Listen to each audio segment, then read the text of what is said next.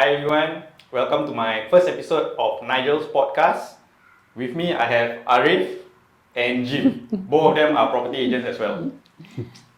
So how are you guys doing today? All good, all good. Just helping you out to share all the property tips with your followers and your clients and stuff. So hopefully we can help them. Yeah. Thank you for inviting us on this podcast. Okay, never mind. Let's dive down straight into it. Okay, yeah. We don't waste your time also. Yeah, so basically we are going to talk about some property stuff that is happening along Singapore and hopefully it helps you guys along the way. So the first question I have for you guys is, what's your take on the property market outlook in Singapore this year? What do you mean? Okay, because HDB, private property, we break it down. Break it down lah. Correct. We can do, let's say we start with HDB resale. What do you think about the market outlook? HDB resale, I think for the past 2 years, it has been increasing, right? I mean, if we look at the price index, right? But I think we saw back in last month was the slowest increase in growth. So I have this feeling that the price sooner or later will somehow stabilize. Don't know whether in 2023 or not. But I don't think we will expect the same kind of increase like we saw for the past 2 years, like this post-COVID period. So all the first-time buyers I think they can get ready to buy already. I see. More supply for them. Oh, what Jim? Well, I honestly feel after marketing a few of the houses, I think there's more resistance to the buyer lah. So more resistance in terms of now HDB resale actually putting up quite high of a price. Some of them require COV also. Yeah, right? Exactly. It depends on the area as well lah. So like for the east side, if you could list a resale HDB there, it will be gone very fast and also expected to sell very high.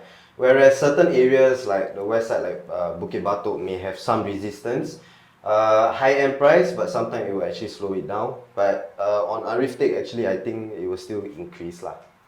So you think the HDB resale market, the prices will still increase, it will not drop this year? Yeah, but at a slower rate. I think rate. it should be at a slower rate. I see. So do you think it's still a seller's market or a buyer's market? Or is it going to shift? I think we are in the transition of shifting into a seller's market eventually. We are in the seller's market. I think we're going to shift into a buyer's market eventually. Well, what does it mean by buyer's market? Well, since there's this resistance, right, from all these buyers, then eventually sellers are going to lose motivation, and then buyers will actually have more choices. People will start selling even more. So buyers get to even choose more units than before. Yeah.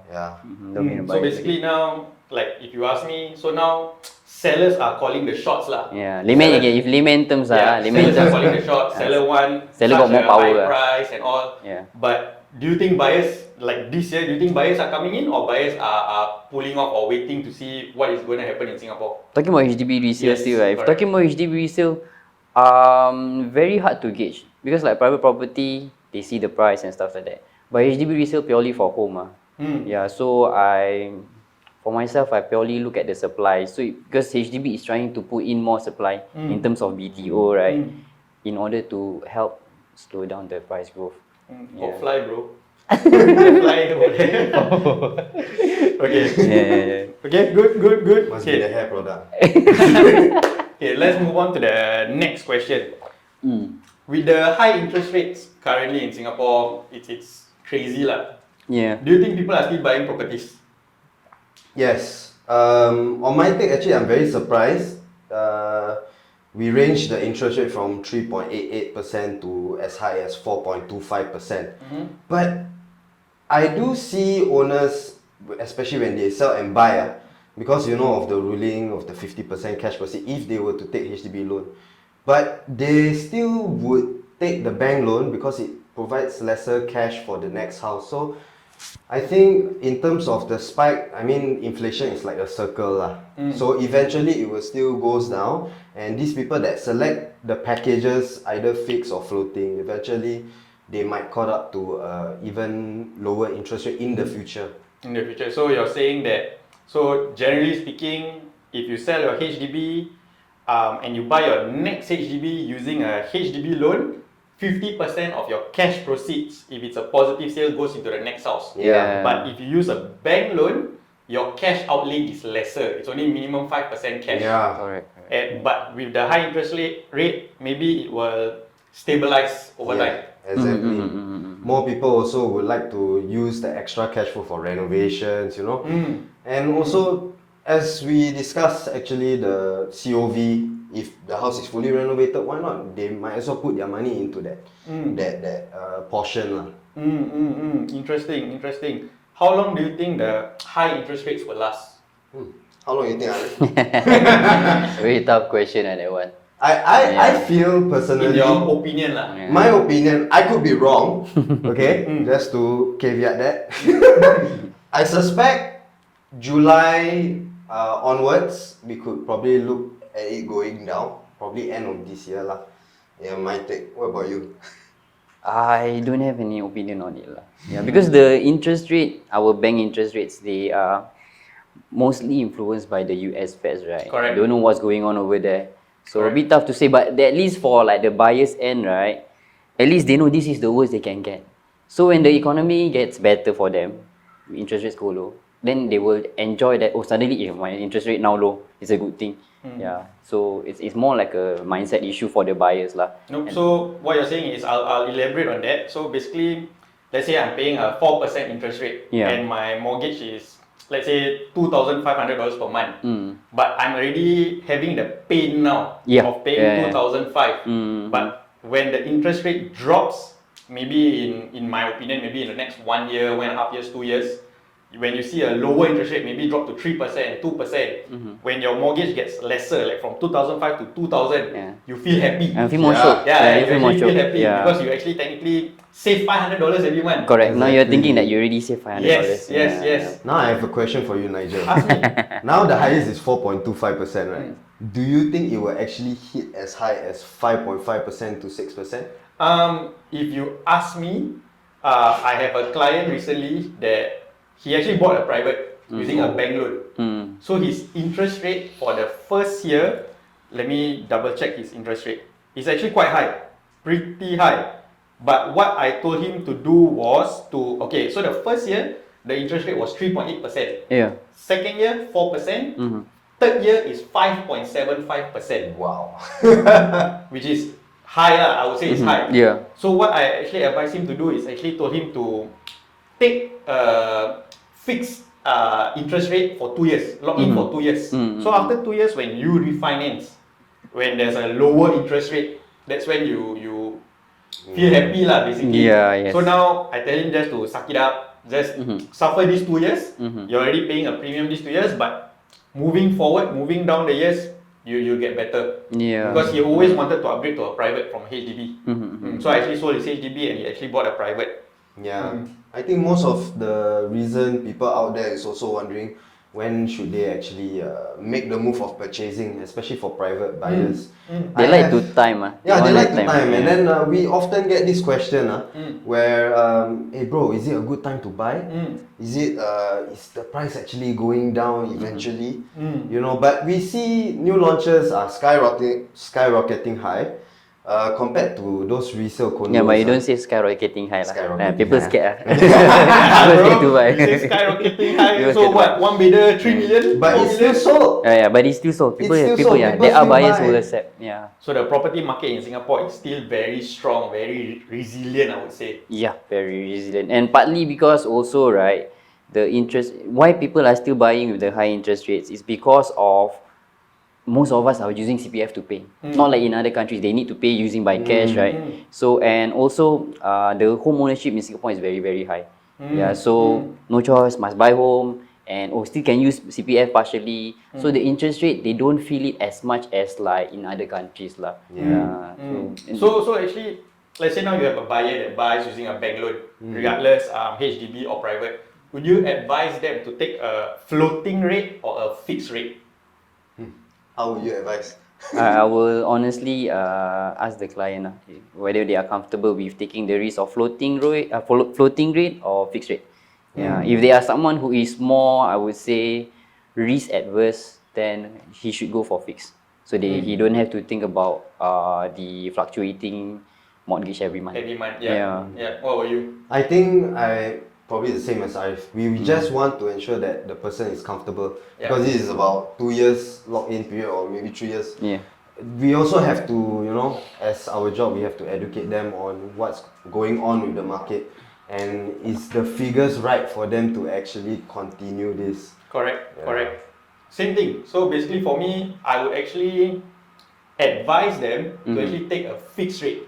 First. Yeah, personal opinion. I would actually advise them to take a fixed rate because then they will know what is their exact monthly installment every month. Yeah. If you were to take a floating, it's going to jump up, sometimes it's going to come down. It's very hard to see what's the average. So far, you have any clients that actually take floating rate in your experience? Floating rate, no, but if you buy a BUC, then you have no choice. Okay, BUC basically means building under construction. So basically, when you buy a BUC, you have to take floating. There's no such thing as a fixed rate. Yeah. So I have a client that bought a BUC. He actually started with paying 1.1%, Wow. and now he's at Which year was that? that was last year. 1.1. Last year, wow. Last year, yeah. What a steal, He bought yeah, dairy farm yeah. residences. So from 1.1%, I just met him yesterday. His interest rate went up to 4%. Second year. Oh. Yeah, Second year, it went up to 4%, but then again, there's nothing we can do about it. But it's progressive payment, right? When Yes, you buy. progressive When payment. is the TOP? Dairy farm.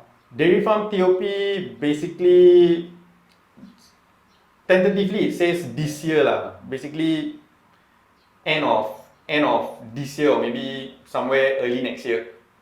Yeah. Okay, maybe Okay. could explain the floating, what is floating and what is fixed, just for the Yeah, sure. Explain. Wow, just throwing back on that. I think he's asking you. Yeah, I'm asking you. Yeah. So basically it's very technical lah, Yeah, very basically. But technical. let's break down in layman terms. So basically floating rate basically means it fluctuates. When I say it fluctuates, it can be like there's a base interest like maybe 1%, then a floating rate of maybe plus 2% or plus 2 point something percent. So when I say floating, there will be a base rate that is fixed plus another interest rate that will either go up or go down depending on the market. Yep. Depending on the US market, depending on the Feds and stuff. Fixed rate is basically meaning there's no base plus anything. It's just a fixed interest rate. So it ranges anywhere from maybe 3% upwards of 5% As of now. Yeah, as of now. Actually, because the reason why I asked that, right? I have one client, when I tell him he can choose a bank loan, right?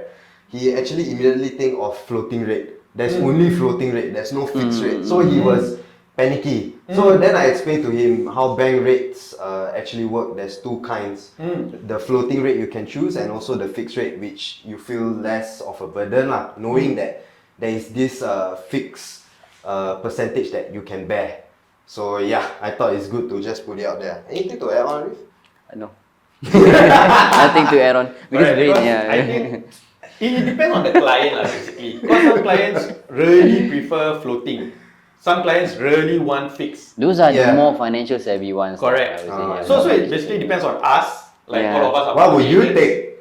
For me, I actually bought a property 2 years back. Mhm. I actually took a fixed interest rate, and my interest rate was actually 1.15% only. Steel. Yeah, and I actually locked in for 3 years. Oh, nice. But that time I was given a choice. So if I were to take Floating. floating, I can't remember what's the percentage. But if I were to take a 2 years lock-in period, it will be 1.1%. If I take a 3 years lock-in period, it will be 1.15%. 1.15%. But the thing about now is I'm technically paying a lesser mortgage. Yeah. But once my third year is up, which is next year, Yeah. I have to follow the market again. I have to refinance. It's probably going to go up to maybe 3% plus lah, I would say. So I will feel a pain. So if there are new buyers coming in, they'll be doing the reverse. They feel the pain first and then they enjoy later. Yeah. I enjoy first, I'll feel the pain later. But at least now you still can hope lah. Hopefully the interest rates will go down by then. Hopefully, By your third year. yeah. Hopefully. If not, you pay more ah. Pay more. No, but at the end of the day, your money still, your property still making money. So it's still okay, still okay. On that point, right? Actually, if the interest rates were low, I think it would be very advisable for them to take a long term, let's say 1.1%, right? 3 years or even 4 years package. Yeah. I think they should definitely fix on that. Definitely, just lock that in. Yeah. I also didn't know I would be taking a fixed rate actually. Yeah. So I was taking advice from some friends, some colleagues, some other property agents. So it was actually a 50-50 survey lah, basically. Some say take floating. Even some bankers were actually telling me to take floating. But then I tell myself, I also want to know how much is my monthly bill. Yeah. But you know whether how much they earn through floating, how much they earn through How much the bankers fixed, earn, I have no idea.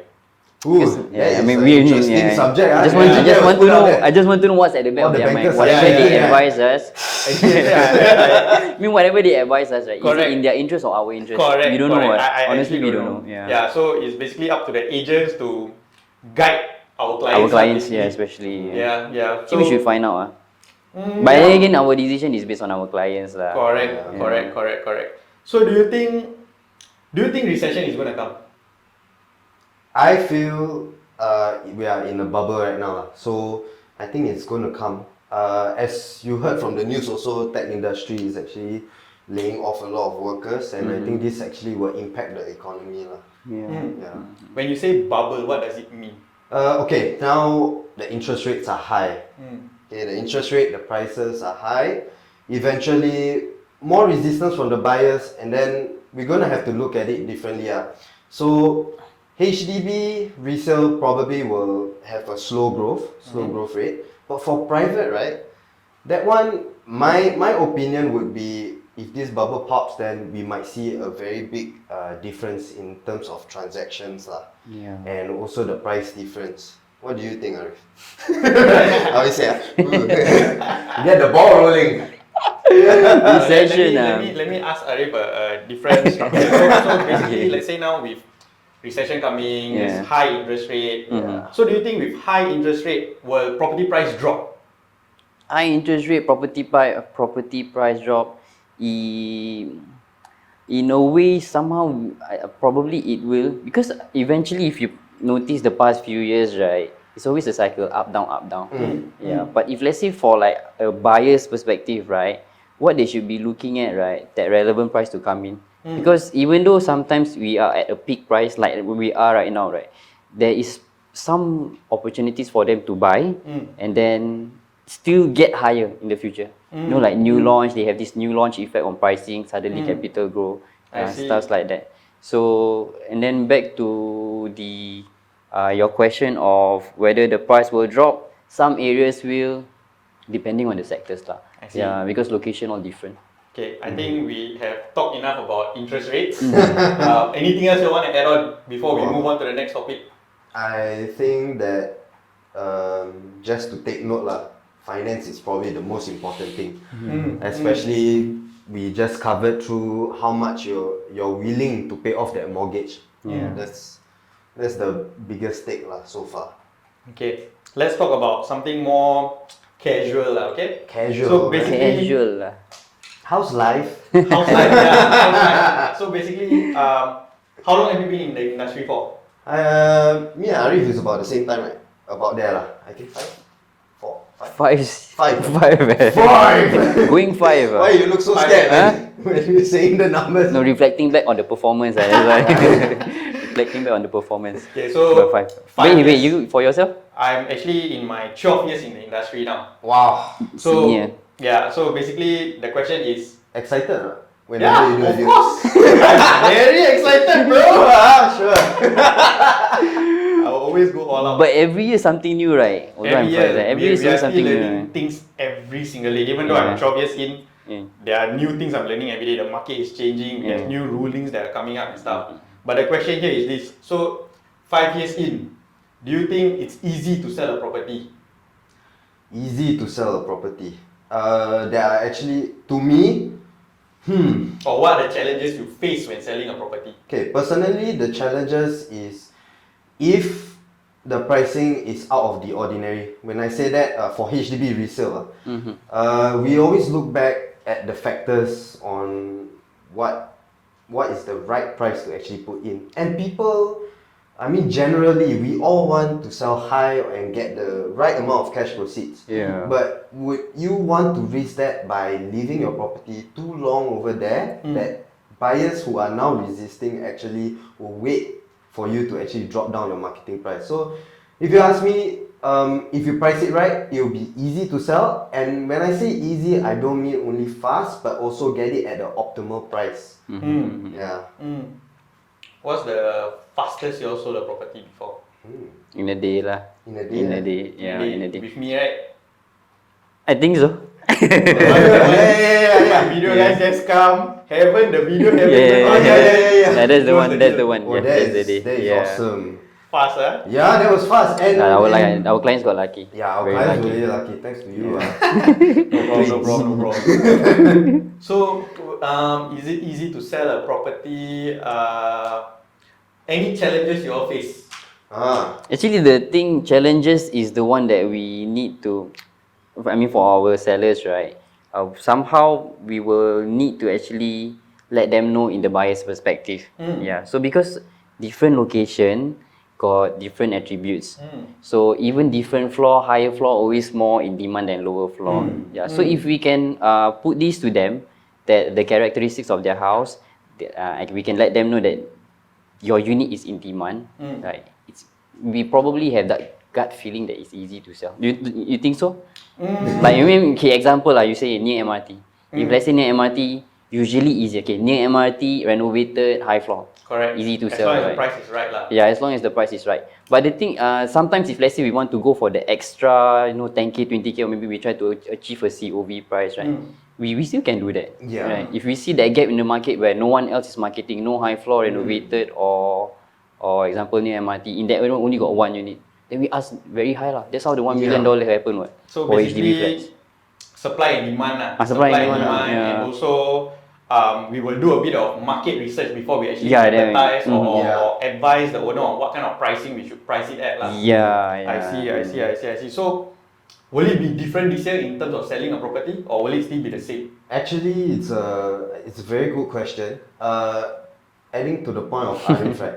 Like the MRT, we actually had a case, those new blocks, 104B Canberra, all those, very inside. It's actually quite a distance from the MRT. Yeah. Versus those 127, block 127 is nearer to the MRT, right? The price difference is probably about 100K difference, Okay. But at today's market, if we were to market those that is even slightly further away from the MRT, it will still sell. Yeah. But can you imagine when the buyers are continuing to be resistant, they will definitely probably pick the one nearer to the MRT, and those that are far off might be slower to sell, or if the price is slightly a bit higher, like 10K COV or those, they won't even consider, hands down. Correct. I totally agree with you. I can actually share one case lah. Basically, it's I won't say location. Yeah. So I'll just say there was a. Protect client's identity. Yeah. Basically, it's there's a DBSS cluster and a HDB cluster, just side by side, just two car parks away, one car park away. I mean,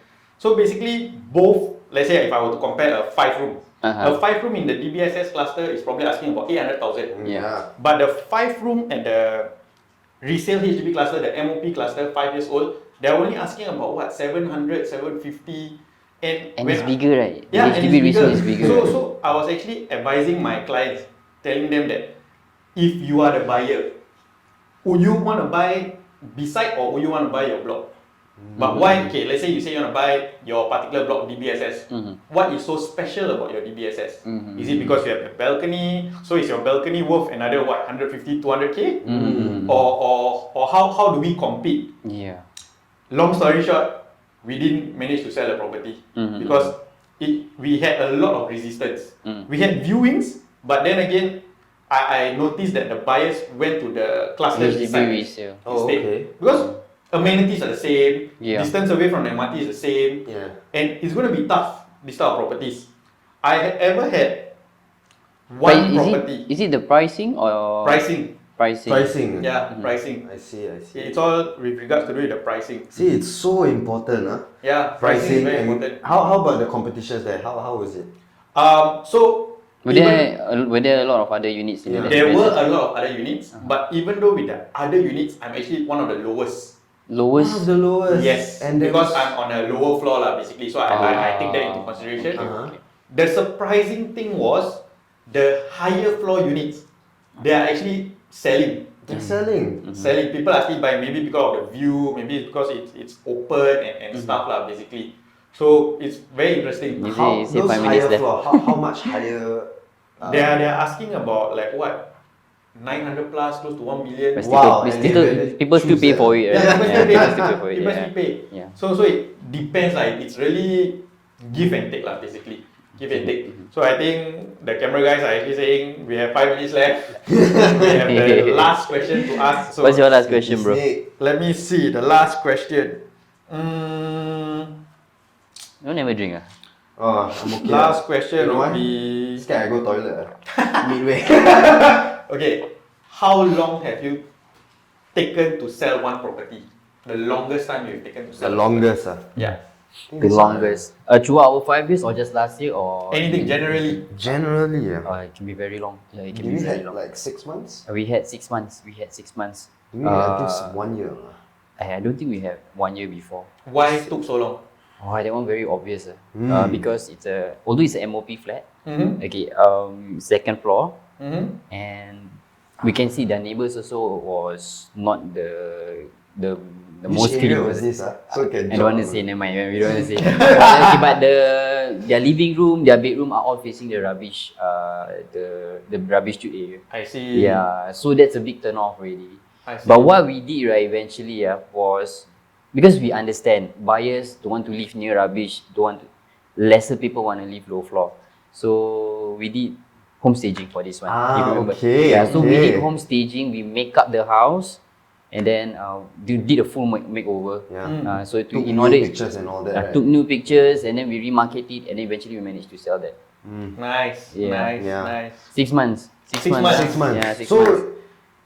I think whenever we have a challenge for that particular unit, Yeah. even for yourself, you will definitely squeeze your brain, right? Yeah. Yeah. How to solve it for how our to clients. how to solve it, and then we have to get this point across to our client. Correct. Correct. Yeah. So for me is I actually took 1 year plus to sell a property that I was marketing. You want to share which area? In or not? Kim Tian. Kim Yeah, Tian. sure. Kim Tian. So let me tell you the reason. So basically there were 8 agents previously that the owner engaged. So including you, 1.5 or before that already 8 agents? Before that, before me was Very 8 long. agents. Yeah, so Very long. eight agents market couldn't sell a property. Okay. And the reason was, actually the price was right. Uh-huh. But the reason was any quota issue. Oh, I think quota, that's a But we are tough at the one. high floor actually, we are at the 10th floor, any quota. And nobody is just coming in. Nobody's coming in. So what I did was, when I took over, I was the 9th agent. This is in which year? Which year? This was probably 3 years ago, 3-4 years ago. 3 years ago. Ah, Before okay. COVID. Yeah, before COVID. Because Before after COVID, it's easier to sell. Right? Correct, Yeah. correct. So before COVID, so basically, I took over the property. I explained to the client. So basically, the clients it's a divorce case. Uh-huh. So I had to explain to them separately, explain to them what is happening and stuff. So we actually went to see the MP. So I went to meet the MP with the seller 3 times Wow. to waive off the any quota. Value add to Value clients. Yeah, but it didn't go through. It didn't went through. Didn't went We even appealed to HDB, it didn't go through. Even though we told them it's a divorce case, we only have like this much of time to sell. Yeah. So HDB keep extending. But then I realized something has to be done lah. Yeah. So basically what I did was, same thing, I also staged the house a bit. Nice. And the seller actually trusted me with their keys.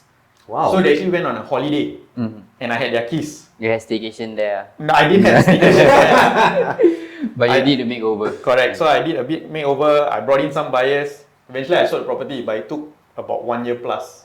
Wow. 1 year plus. Congrats, man. Yeah, 1 year plus. But yeah. Wow, But that's what we problem do lah. We solve problems for our Yeah, clients. yeah. We are problem solvers lah. Yeah. Basically, so Oh, 1 year is very impressive. After 8 agents. yes. How to find? Okay, so with that said, we are wrap up this podcast episode 1. In summary, all 3 of us are property agents. We are consultants and we are also problem solvers. In the next episode. Bye. Bye. There's the alarm. How's the alarm? Oh, that's the alarm. That was 30 minutes. Bro, I didn't even read all the questions. That's good.